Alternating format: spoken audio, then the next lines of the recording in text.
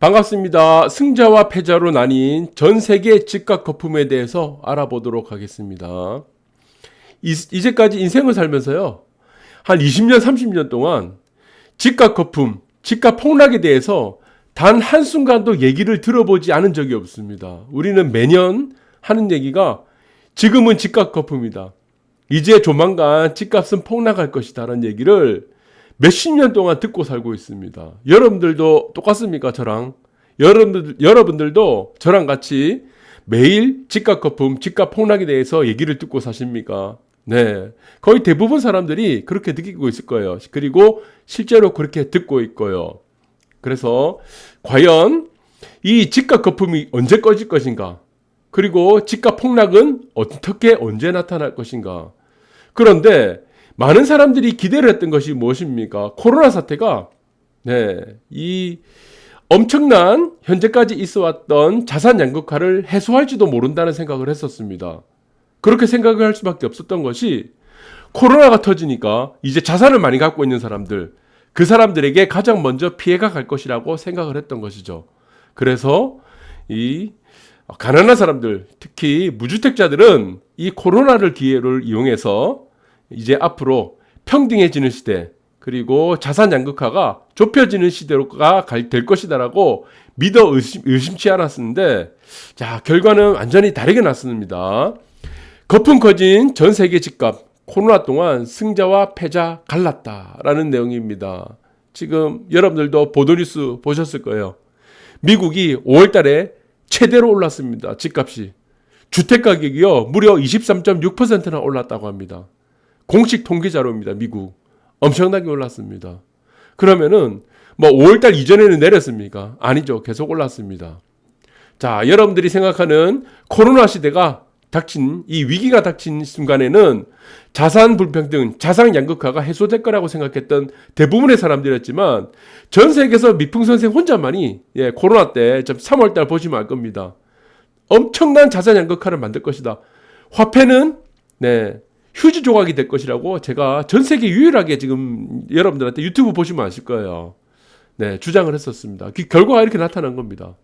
코로나가 오히려요, 승자와 패자를 더 격차를 벌리게 만들었던 겁니다. 그래서 중앙은행들 집값 거품 붕괴 우려 커져, 맨날 집값 붕괴 우려 커진다고 얘기를 하고 있습니다. 그래서 지금도 마찬가지로 불평등만 오히려 더 커지게 만들어 놓은 겁니다. 코로나가. 왜 이렇게 됐습니까? 이유가 있는 거죠. 자, 여기서 보시면은 재밌는 얘기가 있습니다. 보시면 아시겠지만, 파란색이 뭡니까? 임금. 자, 임금인데, 이거 코로나 이전까지입니다. 이거는 뭡니까?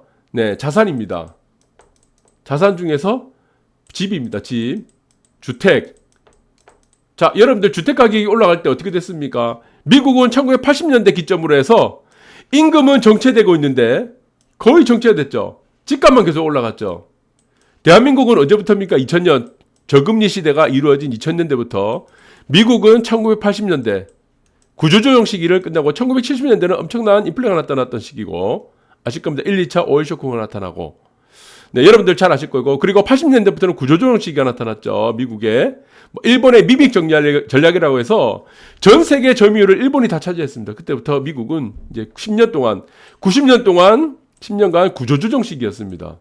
이 구조조정 시기에는 임금이 전혀 나타나지 않았고, 그 이후로 어떻습니까? 미국은 임금은 계속 정체됐습니다. 그러니까 임금이 정체되고 자산 가격이 올라가는 시대는 이 코로나 이전에도 마찬가지고 계속됐다는 겁니다. 그런데 사람들이 착각했던 게 무엇이냐? 코로나가 됐기 때문에 이제는 이 상황이 바뀔 것이라고 생각했던 겁니다. 임금은 정체되고 자산 가격이 올라가는 시대가 코로나로 인해서 자산 가격의 거품이 다 꺼질 거라고 생각했는데, 이게 반대가 된 거예요. 이해가 되시죠? 그래서 앞으로도 이전이든 어떻습니까? 항상 어떻습니까? 임금은 항상 정체됐습니다. 임금이 항상 정체되는 이유가 있었습니다. 이것이 무엇입니까? 생산성이죠. 생산성.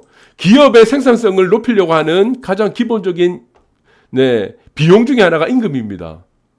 독일도 사례를 보시면 아시겠지만, 자, 임금을 많이 주게 되면 어떻게 되겠습니까? 기업 입장에서 생산성이 떨어지게 됩니다. 1인당 생산성이 떨어지고 기업 이윤의 하락을 가져오게 됩니다. 그래서 이때부터 나타났던 게 뭡니까? 1980년대부터 90년대 이후부터 나타났던 것이 인센티브죠. 아, 너희들 일 잘하는 애들은 더 줄게. 일 못하는 애들은 좀 덜 가져가라. 이겁니다. 그러나 전체적인 임금 상승률 자체는 낮습니다. 네. 그래서 이 현상은 바뀌지 않는다는 겁니다. 이게 앞으로도 안 바뀌어요. 이게 코로나 사태로 인해서 앞으로 바뀔 것이라고 생각했던 무주택자들이 있었는데 결과는 딴판으로 났고 앞으로의 상황도 무슨 델타 변이가 나든 어떤 상황이 나타나든 세금을 때리든 이 상황은 전혀 변하지 않는다는 겁니다. 자, 착각을 하는 게 무엇이냐? 그것이 일시적으로 임금이 정체되고 자산 가격이 올라가는 상황들이 나타났다는 부분들이 생각하는 사람들이 많은데 그건 일시적인 현상들이 아니라는 겁니다. 그래서 더 충격적인 것은 무엇인 겁니까? 네. 자, 여기서 승자와 패자를 가르는 게 무엇입니까? 승자, 패자. 결국에 하나밖에 없습니다. 무엇입니까? M2죠. M2를 얼마나 찍어내느냐에 따라서 승자와 패자는 더 격차가 벌어지게 된다는 겁니다. 근데 M2를 더 찍어내게 만들었던 게 이 요인들이 뭡니까? 이게 갑자기 피레침이 위에 솟았죠. 이게 무엇이죠? 코로나입니다. 코로나. 이것이 바로 코로나는 겁니다. M2를 더 돈을 더 찍어냈던 것들이 코로나 사태가 더 찍어내게 만들었고, 제가 이 방송을 1년 전에 방송을 보시기 바랍니다. 제가 이걸 한 7일 동안, 8일 동안 연속적으로 이 방송을 직접적으로 했었습니다. 네. 이거는 격차를 더 벌리게 만들었다. 이렇게 보시면 이해될 것 같고, 그리고 마찬가지입니다. 지금 거품이란 얘기를 자꾸 하잖아요. 지금 뭐 외국에서도 지금 이런 뭐 거품이란 얘기도 하고, 그래서 이거를 막아야 된다고 얘기했는데, 거품이 되는 시기는 언제입니까? 이 빨간 선이 뭡니까? 이 빨간 선. 여기 있죠. 자, 밑에 보시면 빨간 선이 M2입니다. 통화가요, 집값보다 위에 있습니다. 지금 집값은 통화량보다 밑에 있죠. 자, 집값이 통화량보다 밑에 있죠. 이거는 어떻습니까? 집값이 달리기 시작한다는 겁니다. 여기서 있죠, 여기서. 네. 86년도 한번 찍었고, 저평가 시대. 그리고 98년도 한번 찍었네요. 98년도. 이 시기는 또 언제입니까? 2013년도. 네. 2014, 이 세 국면입니다. 저평가 시대예요. 그래서 지금은 저평가 국면을 통화량 대비 주택가격의 저평가 국면을 해소하는 과정이지, 주택의 고평가를, 통화량 대비 주택가격의 고평가를 해소하는 시기가 아니라는 겁니다. 이 부분은 여러분들 잘 보시기 바랍니다. 그리고 주택가격은 이 국면을 여러분들 계속 언급해드렸죠. 이 국면은 뭡니까? 통화량 증대가 없죠. 주택가격만 올랐습니다. 통화량 증대는 없는 상태에서. 그러니까 어떻습니까? 나중에 이것은 거품이 해소된다는 겁니다. 거품이. 이때 거품이 나온다는 겁니다. 그래서 항상 주택가격은 여기 있는데 통화량은 여기 있어요. 이 통화량은 여기입니다.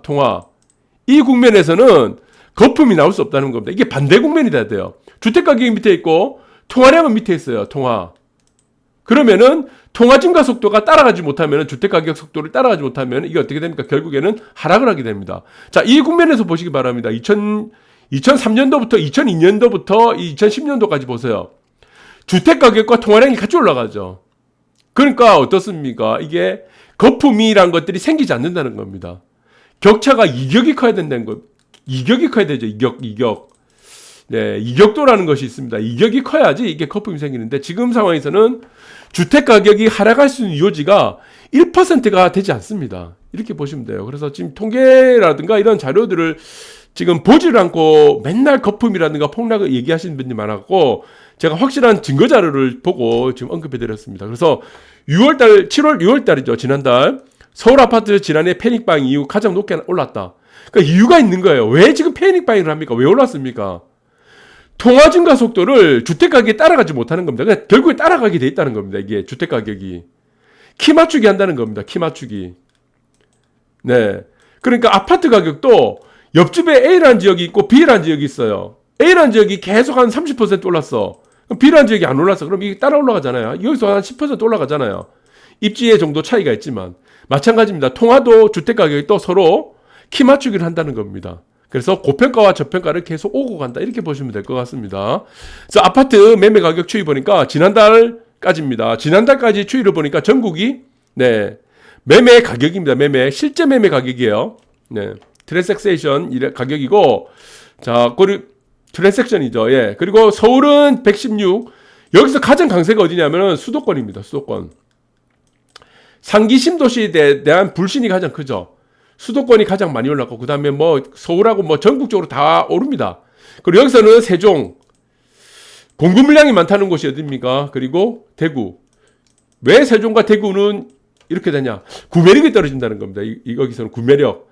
그러니까 이 여기서의 세종과 대구에서의 지금 어느 정도는 조정이 나올 것 같습니다. 그리고 다른 곳보다는 현재 낮게 나왔던 원인들의 그리고 중요한 것들은 저는 이제 공급 물량 이런 부분들을 여러분들이 참고해 주시기 바라고 전반적으로는 계속 올라간다. 전반적으로 통화량 대비 주택 가격 키 맞추기를 한다. 이렇게 보시면 됩니다. 그래서 델타 변이에 국제선 운항 재개 안개속 또 지금 멀어지고 있어요. 점점 멀어져가지고 노래가 나오는데 점점 계속 멀어지고 있습니다. 네. 그래서 지금 이 델타 변이도 나중에 지금 우리가 지금 그거를 주사를 맞죠. 네, 주사를 맞고 있는데 지금 화이자라든가 그러니까 백신 주사를 맞는데 이것이 어떻게 결과가 나타날지 모르겠습니다. 어떻게까지 변이가 나올지 이 부분도 봐야 되는데 자, 이 부분은 또 뭡니까? 이 안개속이 되면 우리가 할 수 있는 일이 뭐죠? 예, 통화 찍어놔야 되죠. 통화량 확대해야 되죠. 그래서 이게 구조적인 문제가 가장 크다는 겁니다. 여러분들이 감성적으로 생각하는 집값이 올랐다 내렸다 이 문제가 아니고 자, 집값이란 거는 구조적인 문제 그런 부분 스트럭처적인 문제가 가장 크기 때문에 자, 이런 부분들을 종합적으로 봐야 될 것 같아요. 그래서 정부에서 지금 하는 일은 뭡니까? 지금 LH에서 지금 계획을 만들었어요. 하반기 뭡니까? 또 임대주택 시리즈 나옵니다. 지금 여기서는 계속 공공 시리즈만 계속 만들어내는 거예요.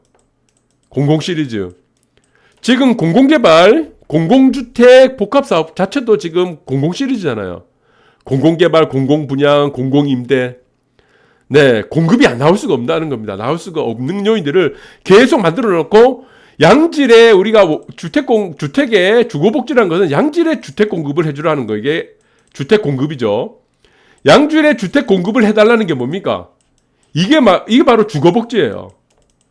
주거복지는 다른 게 없습니다. 주거복지는 무주택자들한테 현금 살포하고 성금 나눠주고 임대료 깎아주고 이게 주거복지가 아닙니다. 사실은 아주 지금 하부계층에 있는 사람들에게만 경제적 자립이 없는 사람에게만 임대 아파트를 공급하는 것이 주거복지고 나머지 보면은 80% 이상 나머지 5에서 10% 정도는 이제 아주 하부계층에 있는 사람 있죠. 한 5% 미만. 이 사람들은 주거 자립이 안 됩니다. 경제적 자립이 안 되기 때문에 이 사람들에게만 임대주택을 공급하고 나머지 95% 사람들에게는 뭘 해야 됩니까? 양질의 아파트를 공급해 줘야 되는 것이 바로 주거복지라는 겁니다. 현금 주고 하는 게 주거복지가 아니에요. 여러분들 착각하시면 안 됩니다. 그런데 지금 행태를 보세요. 왜 7만 5천 가구를 이걸 왜 임대주택을 만드냐는 겁니다. 7만 5천 가구를 양질의 아파트를 공급해주면 어떻습니까? 아파트 가격이 안정화되겠죠. 왜 이런 생각을 안 하고 있죠? 저 혼자 이런 생각만 합니까? 왜 대한민국에서? 여러분들 이 부분도 보시 바라고. 그러니까 어떻게 됩니까? 양질의 아파트가 없으니까 어떻게 돼요? 양질에 살고 싶은데 돈이 없는 사람들은 어떻게 합니까? 월세로 가는 거예요. 그래서 지금 강남권 같은 경우는 2천만 원 시대가 돼버렸습니다. 월세가 한 달에. 심각하다는 거죠. 주택 공급 자체가 말살이 돼버렸고 그리고 내가 아무리 모아서 주택을 산다 해도 주택 가격은 계속 달아납니다. 주택 가격 자체가 얘는 잘못이 없어. 주택 가격 자체라는 것은 화폐량에 따라서 얘는 키 맞추기 하는 것 뿐입니다. 감정이 없잖아요. 주택에는. 내가 아무리 돈을 모아도 이거는 집을 살 수 없는 것처럼 계속 올라가는 거예요. 계속. 내가 어느 정도 모았다 싶으면 달아나고 이 상황들이 되다 보니까 지금 반전세 월세를 살면서 주택을 매입을 꿈꾸고 있지만 계속 멀어져 간다.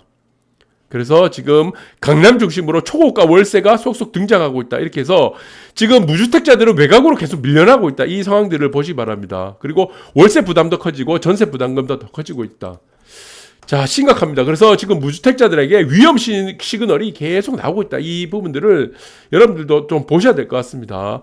그리고 소상공인 최대 700만 원을 또 지급한다 그러고 이 돈이 어디서 납니까? 이 돈이 공장에서 찍어내야 되잖아요. 한은에서.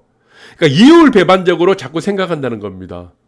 네, 아파트 가격이 올랐다고 긴축 재정을 해야 됩니까? 아파트 가격 오른 거 하나 때문에 금리 인상을 해야 돼요. 물가라든가 고용과 소비 전반적으로 보고 우리는 이 경제정책, 금융정책, 재정정책 그리고 여러 가지 우리 많은 정책들을 시행하는데 지금 정부에서 하는 일은 오로지 하나만 지표를 보는 겁니다. 아파트 가격. 특히 강남 아파트. 그러다 보니까 이 어떻습니까? 모든 정책들이 다 틀어진다는 겁니다. 그래서 소상공인 최대 700만 원, 재난지원금 공짜로 돈을 준다는데 이것이 요인들은 어떻습니까? 아파트 가격을 올리는 요인들입니다. 통합 공급이 늘어나니까. 그리고 추석 전에 또 재난지원금 4인 가구는 무조건 또 100만 원 준다고 하는 가능성이 또 나오게 되죠. 이 요인들이 무엇이냐? 아파트 가격을 올리는 요인들입니다. 통화가 풀리잖아요. 한 가구당, 4인 가구 한 가구당 100만 원 주고, 그리고 지금 소상공인 700만 원 주면 다 풀리잖아요, 돈이. 네, 어마어마하게 돈이 또 풀리고 있다는 겁니다. 그래서 또 어떻습니까? 기본소득 또 논쟁을 하고 있는 거예요. 기본소득 논쟁을 하면 할수록 어떻게 됩니까? 아파트 가격이 올라간다는 겁니다. 이것이 다 구조적인 이유 때문이다. 이렇게 보시면 됩니다. 그래서 저는 사람들이 감성적으로 봅니다. 아파트 가격은 감성적으로 보는 것이 아닙니다. 네, 거기에는 감정이 없죠. 그리고 아파트 가격이란 것은 여러분들이 어떤 지역에 살든 어떤 아파트에 살든 모든 아파트가 다 올라갈 수는 없습니다. 모든 아파트가 다 내려갈 시기도 없어요. 여러분들은 계속 10년이란 단위 아니면 20년, 5년이란 단위를 가지고 네, 사냥을 계속하는 게임입니다. 부동산은 누가 더 잘하냐. 그래서 누가 입지를 잘 타느냐. 여기서 미래 성장성을 보고 만드느냐 하는 과정이다. 라고 이렇게 보시면 될 것 같습니다. 그래서 이 감정이 없는 부동산 아파트 가격에는 여러분들이 절대로 해서는 안 되는 맹신이 무엇이냐. 거품이라든가 폭락이라든가 이런 감성적인 네, 그런 취향에 빠져서는 안 된다는 부분들을 여러분한테 말씀드리고 냉정하다. 주택 가격은 냉정합니다. 오늘 방송 여기까지 하도록 하겠습니다.